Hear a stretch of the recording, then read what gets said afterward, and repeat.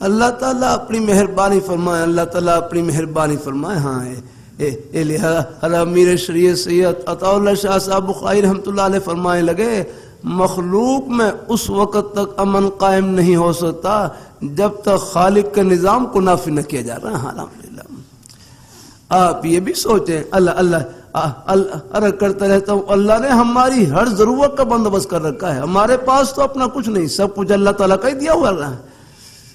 کہ جیسے اللہ تعالیٰ نے ہمارے کھانے کی، پینے کی، رہائش کی، لباس کی ہر ضرورت کا بندوبست کر رکھا ہے، اسی طرح اللہ تعالیٰ نے زندگی گزارنے کے یعنی کامیاب طریقے، زندگی گزارنے کے نورانی طریقے ان کی اللہ نے وہ بھی اللہ نے یعنی ہمیں جنت کی ٹھنڈی ہواؤں میں پہنچانے کے لیے بھی اللہ تعالیٰ نے ہماری رہنمائی کا پورا بندوبست کر رکھا ہے۔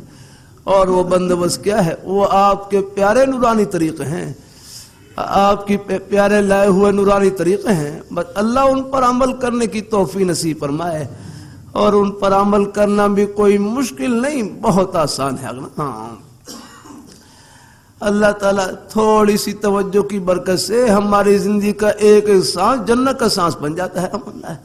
اب آپ جمعہ پڑھنے کے لیے تشریف لائے، گھر سے چلے، انشاءاللہ یہ ایک ایک سانس یہ دنیا کا نہیں، یہ جنت کا سانس ہے۔ الحمدللہ آپ دکان میں بیٹھے ہیں، دکان سچائی سے بھری ہوئی، امانت داری سے بھری ہوئی، اپنے حق حلال کی روئی سے بھری ہوئی، یہ دکان دنیا کی نہیں جنت کی دکان، کتنی آسانی ہے۔ الحمدللہ